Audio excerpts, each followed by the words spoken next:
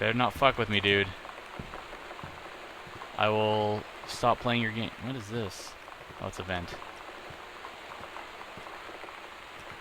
I don't know if I like this. Oscar, leave me alone. Gotta deal with Michael. Okay, so there's another hidden panel.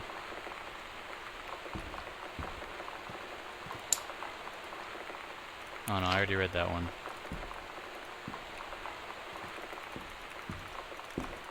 Where is it again? Oh, it's on this wall.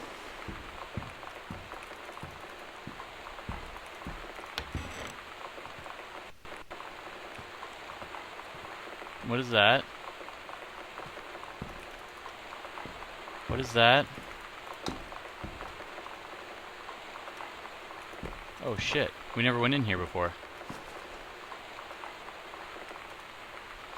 Oh, we have her locker combination. Okay. Heaven at the Edge of the World. Private, do not read. The Green Glacier, Part 2, Samantha Greenbrier, 9th grade. Allegra and her scouting party peered down warily through the dense canopy of rustling leaves from their perch high in the forest branches.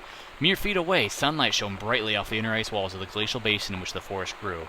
It was a strange sight indeed, such lushness juxtaposed with the frigid ice formations. Allegra leapt forward without hesitation, bounding through the high branches. The first mate had been captured by the Green Glacier's Amazonian tribe. His life hung in the balance. "We have to hurry." Allegra's party followed behind, moving quietly as it breezed through the greenery. Allegra landed in the clearing and shouted, "Stop!" She saw the Queen Amazonian up on her pedestal, reaching for the lever that would drop her first mate into the vat below. She shouted, "No!" and flung her saber at the Amazon's reaching hand, but it was too late. The first mate screamed as he fell toward the water, then splashed down, and all was eerily silent.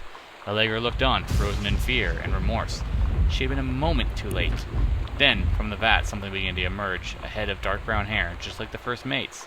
Then the shoulders and sleeves of his coat, soaking wet.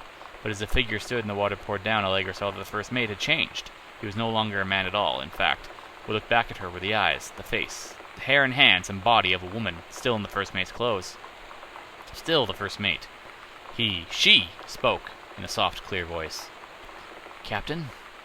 The Amazonian queen said, "She is one of us now. She is ours." Allegra drew her magical flintlock pistols from her belt, and her crew readied their swords. Allegra glared into the queen's eyes and said, "That's the love of my life, and you can't have her." Aww. Isn't that sweet?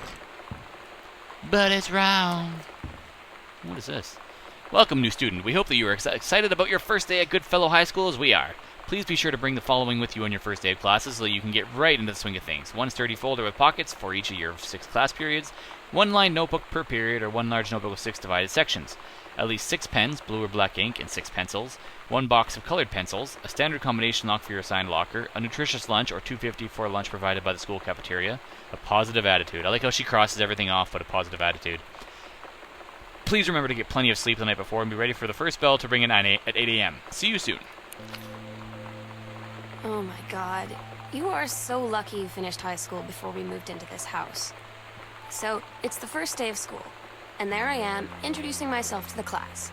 And I say that I just moved into the house on Arbor Hill. All of a sudden, every kid in the room turns and just stares like I suddenly transformed into a mutant. I just stood there, wishing pretty hard for a rewind button. Because now maybe nobody knows my name, but they all know who I am. The Psycho House girl. Great. Psycho House. Why do they keep calling this place the Psycho House? What the fuck is wrong with this house?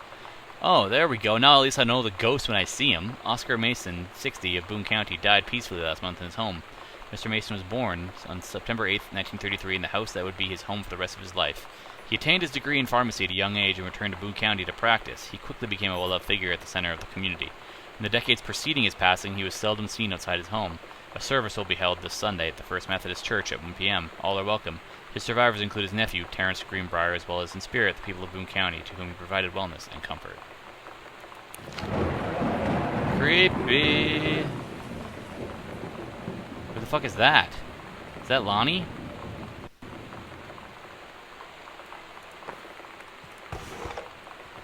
What if Lonnie's a ghost too? This whole house is just fucking creepy, dude. I'll explore it one room at a time, but I'm on edge right now. I like how they have a lot of lamps. Oh, I didn't find this combination yet. The killing of JFK, a theory. Oh boy.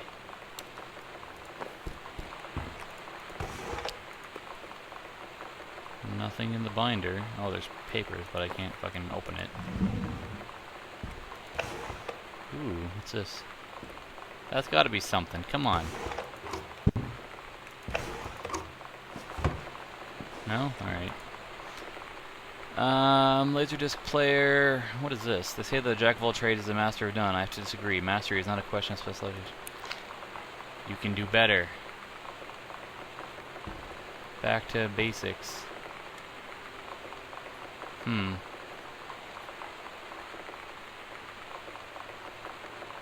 Is he writing a book?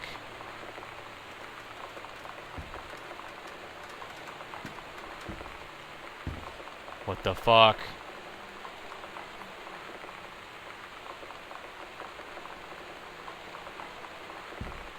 I'm not the only one that heard that, am I?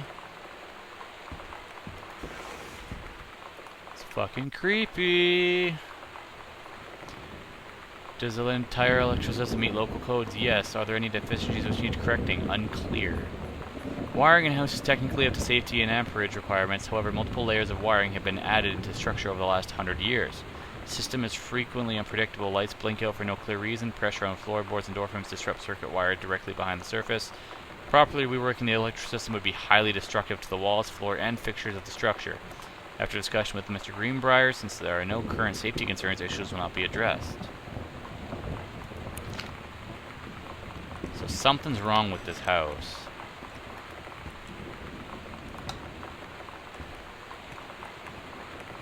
Okay, where the fuck am I?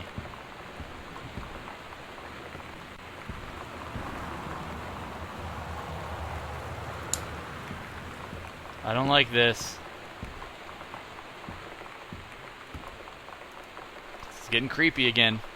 November 1st, 1994. Dear Terrence, David asked me to write you regarding the reviews you've been submitting the last few months. Frankly, they're becoming more trouble than they're worth from an editing standpoint. There's a word limit. It's your job to stay under it, not mine to cut back to it. Even then, it's becoming harder and harder to weed out the tangents and non-sequiturs from the usable copy without heavy rewrites. The readers of Home Theater Aficionado want to hear about the quality and value of the hardware, not ruminations on your childhood. If it were up to me, I wouldn't be writing this letter. I'd just be cutting you loose. There's tons of guys half your age who would take half your rate to write stuff I could accurately use. But David's known you for a long time, and he's the boss, so I'm giving you one more shot on his say-so. You should write him a nice note thanking him for his patience and generosity. Look through your old stuff and start submitting reviews like that again. Then everybody will be happy. Alright, so our mom works in forestry. The fuck? What the fuck? At Todd's brother's place after the show, there was only a futon to sleep on, so Lonnie and I shared it. Oh. The lights went out. I was turned toward her. My eyes started to adjust, and then I could see she was looking at me, too.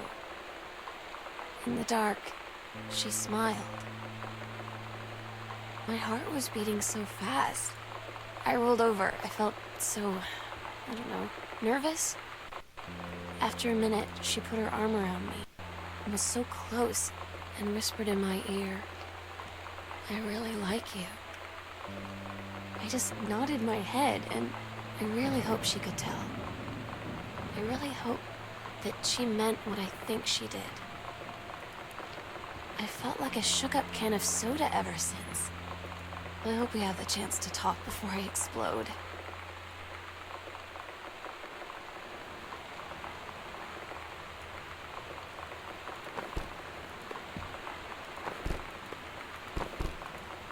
What the fuck?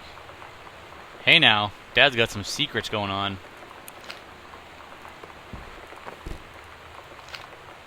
Huh. Dad's got some secrets in the library.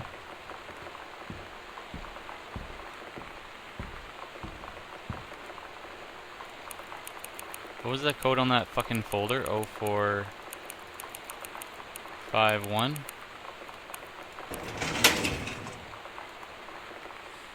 Nice. I remember shit. Dear Mr. Mason, please find and enclose your original document and a typed copy for your records. The notarized copy has been filed at our offices. Thank you for entrusting our firm with this important matter. Kubelik and Wise, attorney at law.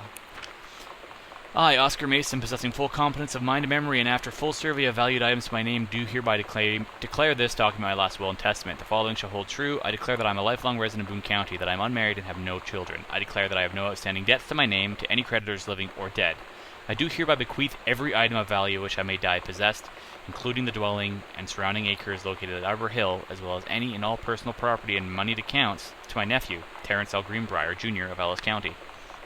In the event that said Terrence L. Greenbrier, Jr. should predecease me, then and in such event the bequest to him shall fall, and the same is bequeathed to his children as ordered by age and competence as stewards of the estate. I subscribe my name to this will this 13th day of August, 1973, signed Oscar Mason. Oh, and then it's the handwritten portion of it. Okay. Wow. So he was serious leaving this here. Where are we in this house?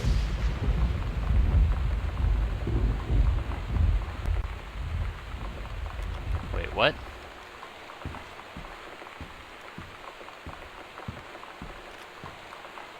There's a secret?